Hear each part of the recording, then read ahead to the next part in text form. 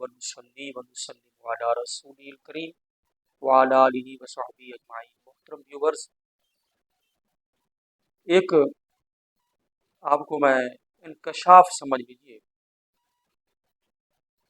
चंद दिनों से social media पर हनीफ कुरैशी का जो बलंडर था उस पर बात कर रही है। हमने भी चंद वीडियोस बनाई और अपने चैनल पर अपलोड की। तो एक हमें तजुर्बा हुआ कि हनीफ कुरैशी नामी शख्स जो है, इसको जो सपोर्ट है, इसकी सपोर्ट में जो कमेंट आते हैं वो ज़्यादातर शियों के आते हैं, रवाफिज के। हमारी उन्हीं वीडियोस के नीचे एक कमेंट आया जिसमें माअज़ल्लाह एक शख्स ने हज़रत उमर रज़ी अल्लाह तआला अन्हु को काफिर बोल दिया। किस वजह से? हदीस क़िरतास की वजह से। हदीस क़िरतास हमारी अहले सुन्नत की किताबों में इसकी तफसीलात मौजूद है। मैं आपको थोड़ी उसकी वजाहत अर्ज करता हूँ। बुखारी शरीफ किताबुल इल्म में हदीस पाक है, हज़रत इब्न अब्बास रज़ी अल्लाह तआला अन्हु से रिवायत है। फरमाते हैं, लम्मा इश्तद्दा बिन नबी सल्लल्लाहु अलैहि वसल्लम वजउहु, जब नबी पाक अलैहिस्सलातु वस्सलाम की तकलीफ में इजाफा हुआ, मर्ज जो मरजुल वफात जिसको बोलते हैं उसके अंदर इजाफा था, और ये जो है जुमरात का दिन था। पीर को नबी पाक अलैहिस्सलाम ने दुनिया से पर्दा फरमाया। नबी पाक अलैहिस्सलाम ने फरमाया, ईतूनी बिकिताबिन, मेरे पास किताब ले आओ, लिखने का सामान, कि मैं तुम्हें एक तहरीर लिख के देता हूँ, ऐसी तहरीर जिसके बाद तुम गुमराह नहीं हो। हजरत उमर रज़ी अल्लाह तआला अन्हु ने अर्ज की, इन्न नबिय्या सल्लल्लाहु अलैहि वसल्लम गलबहुल वजअ, नबी पाक अलैहिस्सलातु वस्सलाम पर बीमारी का, तकलीफ का गलबा है। व इंदना किताबुल्लाहि हस्बुना, हमारे पास अल्लाह की किताब है और हमें यही काफी है। ये हदीस पाक जो है, इसके अंदर मुख्तलिफ चूँकि कुतुब में मौजूद है, अल्फाज ज़रा मुख्तलिफ हैं। तो एक हदीस पाक की किताब है, उसके अंदर ज़रा अल्फाज यूँ हैं कि हज़रत उमर रज़ी अल्लाह तआला अन्हु ने आखिर ये कहा क्यों था कि हमारे पास अल्लाह की किताब है, रहने दीजिए। उसकी वजह यही थी कि नबी पाक अलैहिस्सलातु वस्सलाम पर ज़ाहिर तकलीफ थी, और ये जो हुक्म था किताब लाने का, लिखने का, सामान लाने का, कलम दवात लाने का, ये नबी पाक अलैहिस्सलाम ने हज़रत अली को हुक्म दिया था, किसी और को हुक्म नहीं दिया था।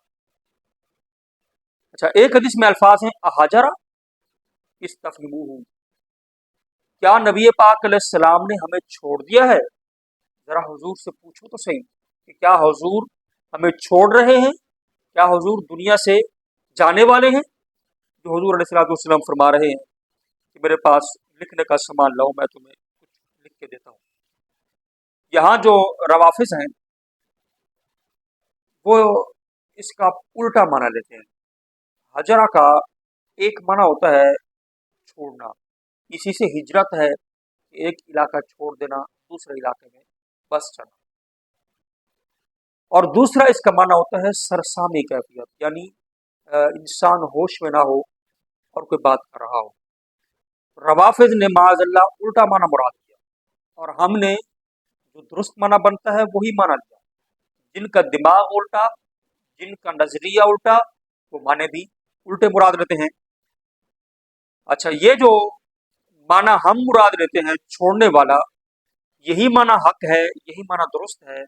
और इस हदीस के अंदर ही जो अल्फाज हैं, ये माना मुतअय्यन है। वो कह रहे थे कि क्या हुजूर ने छोड़ दिया है, हुजूर से पूछो। और ये जो अल्फाज हैं ये भी हजरत उमर के नहीं है, जो वहाँ पर दीगर लोग बैठे थे उनके अल्फाज थे। हजरत उमर ने नहीं कहा, कहीं पर नहीं लिखा हुआ। रवाफिज अब तक ढूंढने की बड़ी कोशिश कर रहे हैं कि ये हजरत उमर का कौल कहीं से साबित हो जाए, मगर अब तक उनको नहीं पता चल सका। और इंशाअल्लाह क़यामत तक वो पता करते रहेंगे, मालूम करते रहेंगे, लेकिन ना कर पाएंगे, क्योंकि हजरत उमर का ये कौल है ही नहीं। یہ دیگر لوگوں کا قول ہے، اور اس کا یہ مطلب بھی نہیں ہے جو مطلب اس کا یہ لے رہے ہیں۔ اچھا، اب یہ بات رہ گئی کہ حضور صلی اللہ علیہ وسلم کے حکم کی تعمیل کیوں نہیں کی گئی اور حضرت عمر نے نہیں ہوئی تھی۔ تو گزارش یہ ہے کہ حضرت علی کو حکم تھا کہ وہ لکھنے کا سامان لائیں، تو حضرت علی بھی تو پھر نہیں گئے۔ نبی کریم علیہ الصلوۃ والسلام نے حکم عموماً نہیں فرمایا تھا، حضرت علی کو خاص کر کے حکم فرمایا تھا۔ تو حضرت علی کرم اللہ وجہ الکریم جب خود وہ بھی نہیں گئے تو ان کے بارے میں سوال یہ ہے کہ کیا کہا جائے گا۔ اچھا، اس حدیث کے اندر الفاظ ایک حدیث پاک کے اندر حدیث کی کتاب میں یہ بھی ہیں، احجرہ استفہموہ، کہ کیا نبی پاک علیہ الصلوۃ والسلام نے ہمیں چھوڑ دیا ہے، ذرا حضور سے پوچھو، یعنی کیا حضور دنیا سے پردہ فرما رہے ہیں، ہمیں چھوڑ کے جا رہے ہیں۔ اب یہ حجرہ کا جو لفظ ہے اس کے دو معنی ہیں۔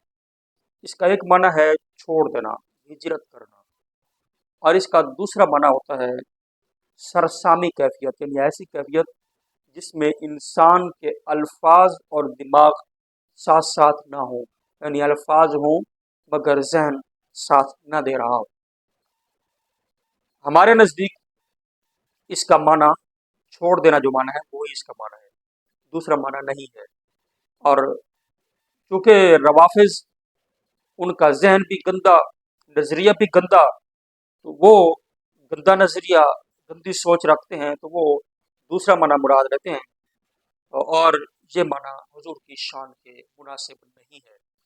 اور ہم جو مراد لیتے ہیں یہ معنی، تو ہمارا معنی خود اگلے لفظ کے اندر متعین بھی ہو رہا ہے، استفہموہ، ذرا حضور سے پوچھو، یعنی حضور صلی اللہ علیہ وسلم کیا ہمیں چھوڑ کے جا رہے ہیں، ان سے پوچھو۔ پوچھا اس سے جاتا ہے جس کا دماغی توازن کام کر رہا ہو۔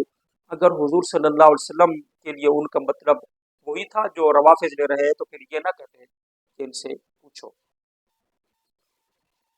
اچھا، یہاں پر بات یہ ہے کہ حضور کے حکم کی تعمیل نہیں کی، اور روافظ یہ کہتے ہیں کہ نبی پاک علیہ السلام کا مقصد یہ تھا کہ حضور نے حکم دیا کہ میں تمہیں حضرت علی کی خلافت بلا فصل لکھ کے دیتا ہوں۔ ہم کہتے ہیں ایسی بات نہیں ہے۔